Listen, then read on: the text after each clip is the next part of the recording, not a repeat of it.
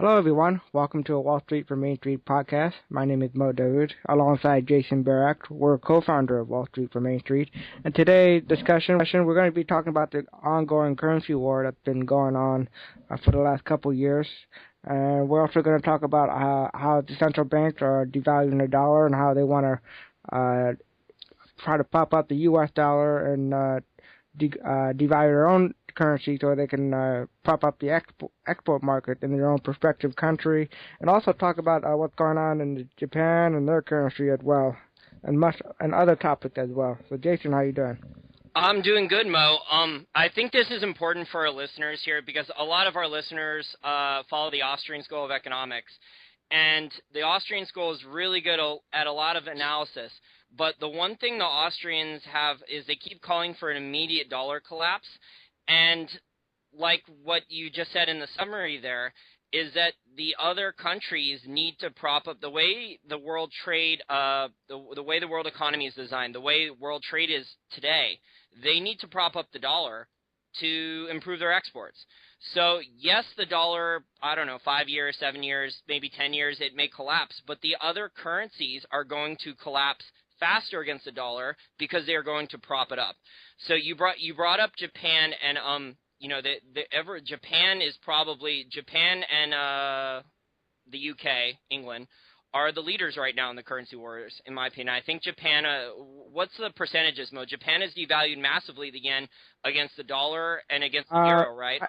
Yeah, since November, it's gone down 15% against the dollar.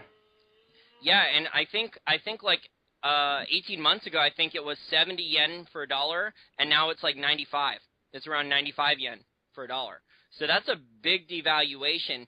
And, they just had a new prime minister elected. They elected a new central banker who is a neo-Keynesian like Krugman.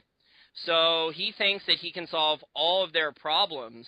And Japan has had asset deflation for a long time, but they haven't had a drop in consumer prices. They haven't been this pure deflation that the Keynesians are so afraid of.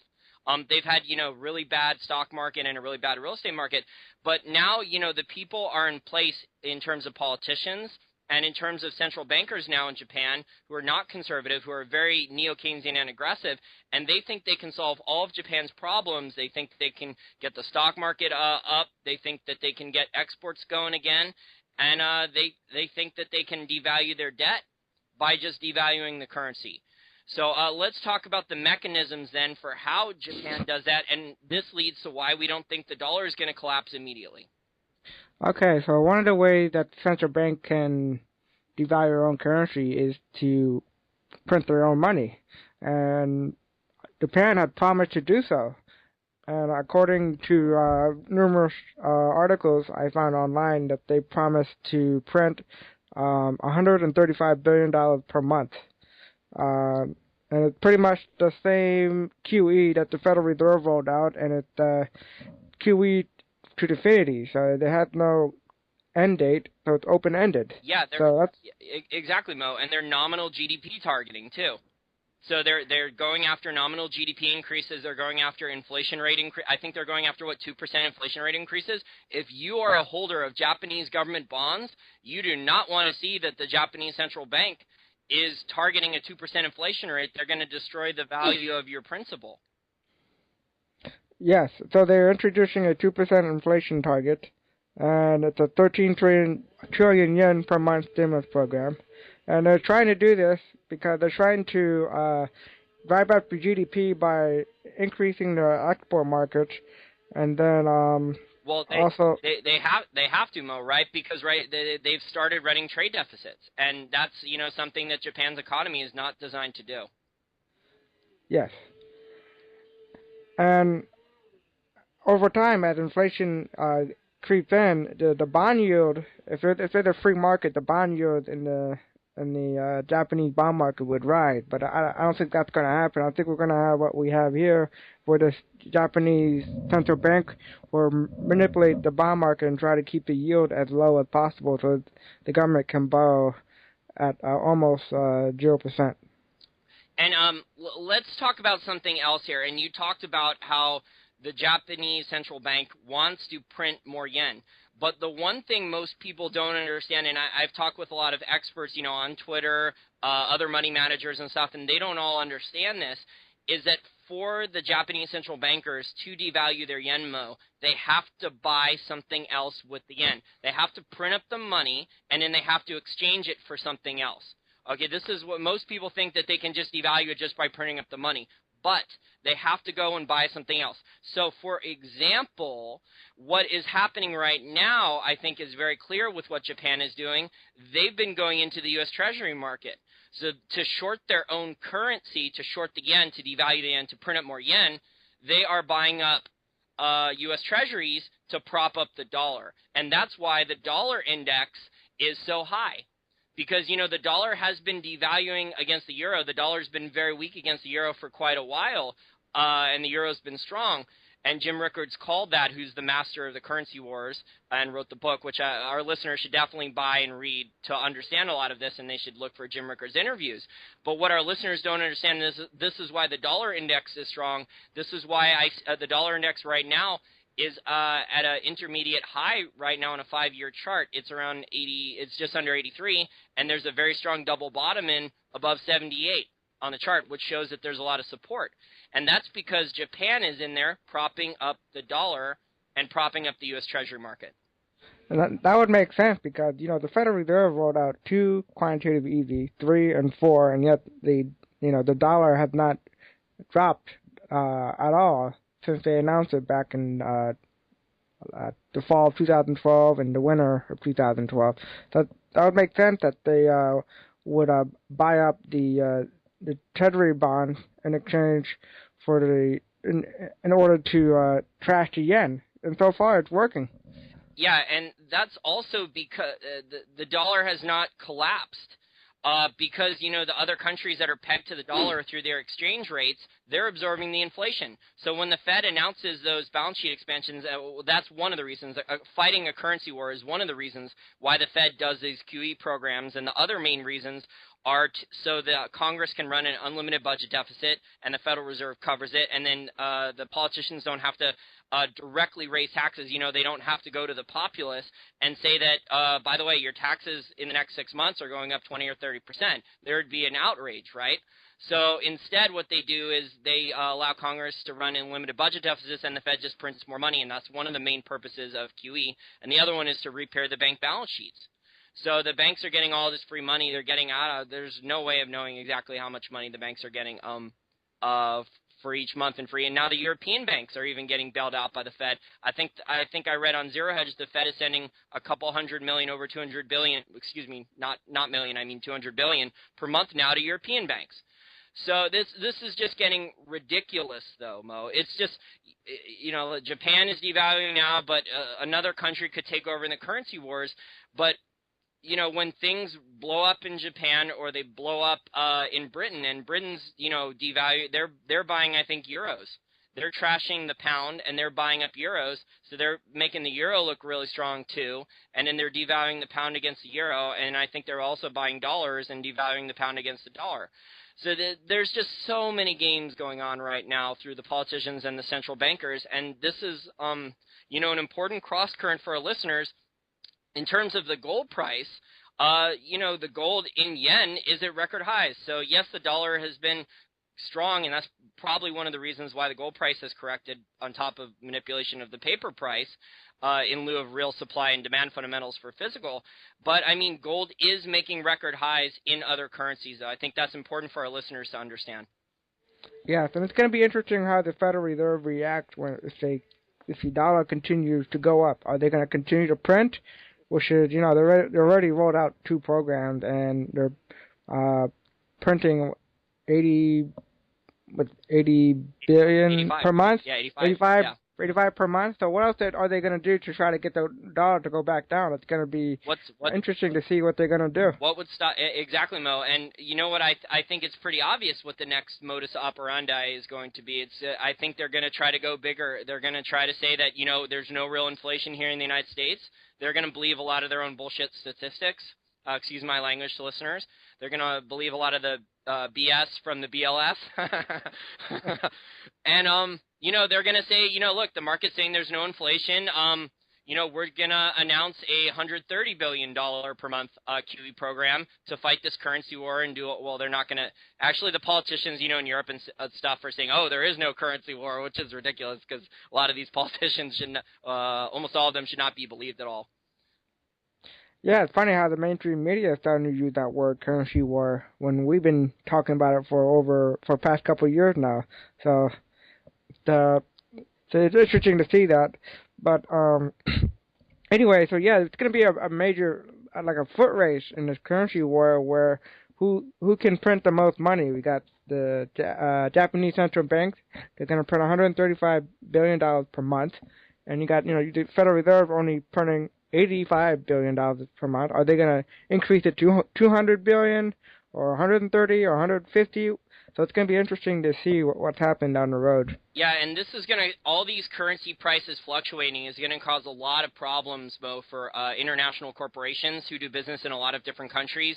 Their profits are going to fluctuate they're going to be very volatile.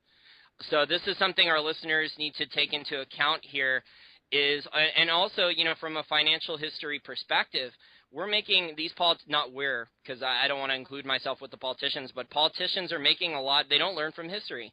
They're making a lot of the stupid mistakes that were made in the 1920s and 1930s, which, currency wars and in trade wars, which led to all these crazy, stupid tariffs like Smoot-Hawley and other penalty type things on imports of foreign goods.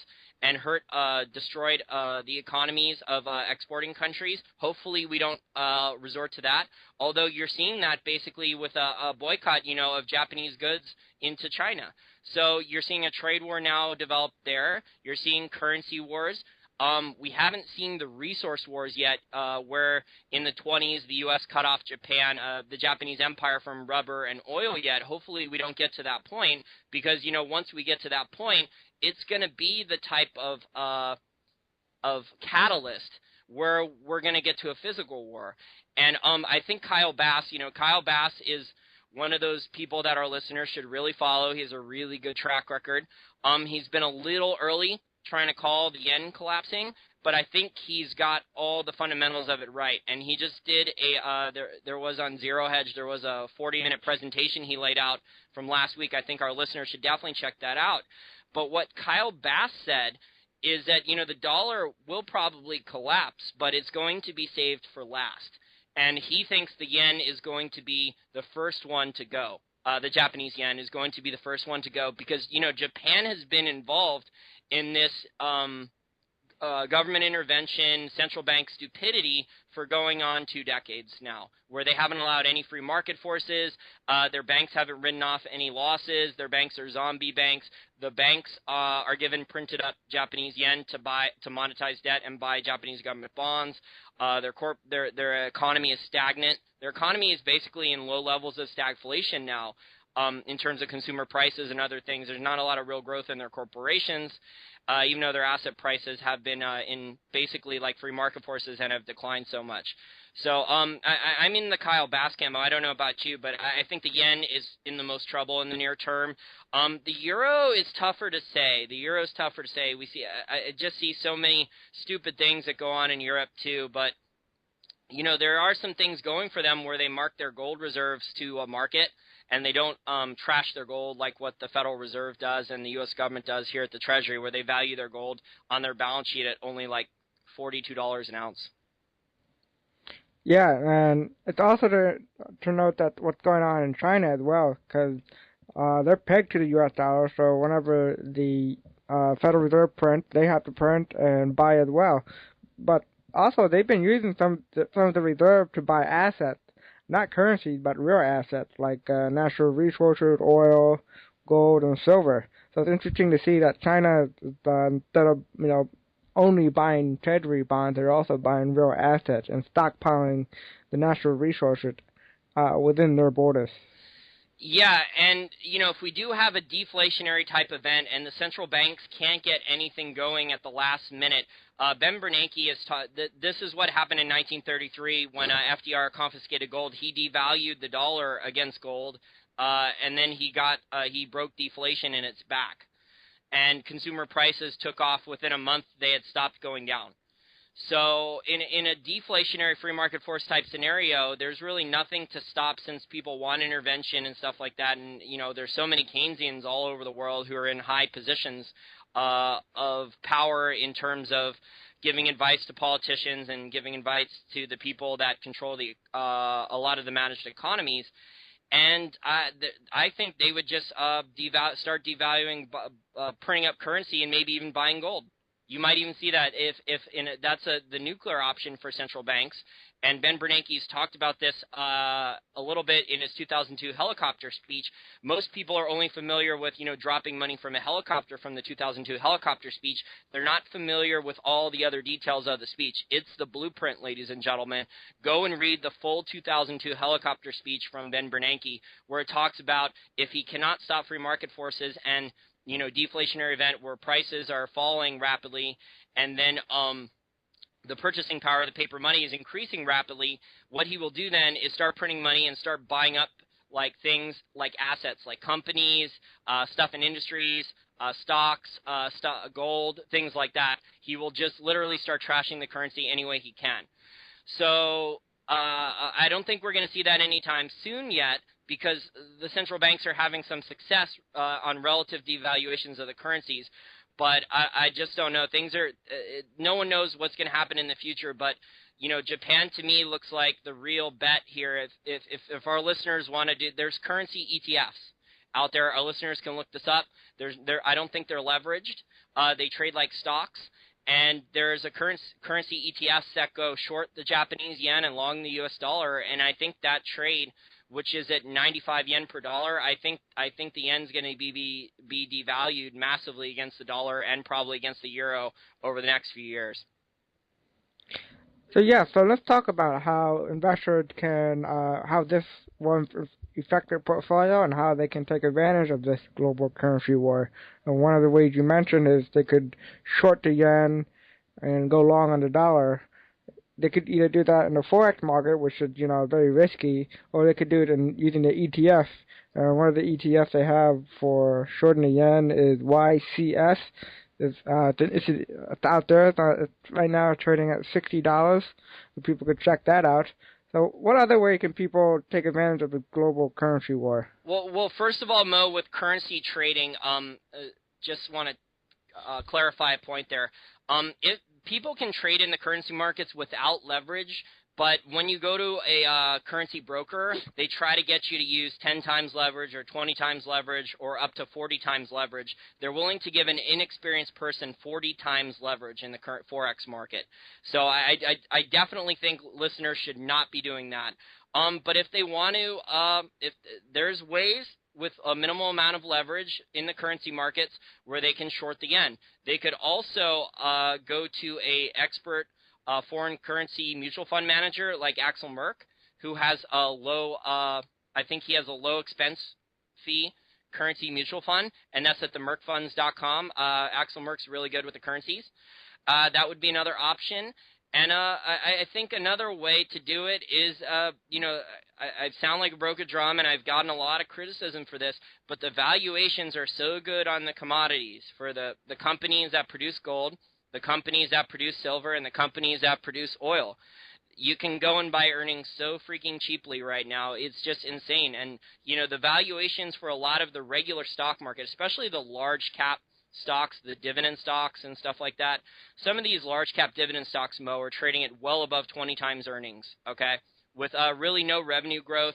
The only way the earnings are growing is the people who run the company are buying back massive amounts of shares, and that makes the earnings go higher, which I guess is creating some shareholder value, because if debt is this cheap for them to borrow relative to their asset base, then I guess they should be doing that as prudent managers. But there's really not a lot of real growth, at these large companies, and the valuations are high, especially for the yield. So, people are desperate for the yield, but people can get really good valuations, in the resource sector. The thing is, Mo, is that, there's been a lot of volatility in the resource sector. The resource sector has underperformed, especially the gold stocks. The gold stocks have underperformed the S&P 500, I think, they've been the worst performing sector for over a year. And, people are just going to have to be patient. When I first started buying gold and silver stocks in 2009, and 2010, they didn't take off for a while. It took over a year. to get good returns. But we made great returns, and it requires patience. That's one of the keys of investing is, you use volatility as your friend. As if you have cash coming in or you have cash on the sidelines, you have a cash position, or you have hedges. And people are just not disciplined. They buy a stock, and the stock hasn't gone up in a month or two. It's gone down a little bit. And, you get people saying like, oh, you made me lose money. Well, you know what? You don't go and buy stocks all at once, especially resource stocks.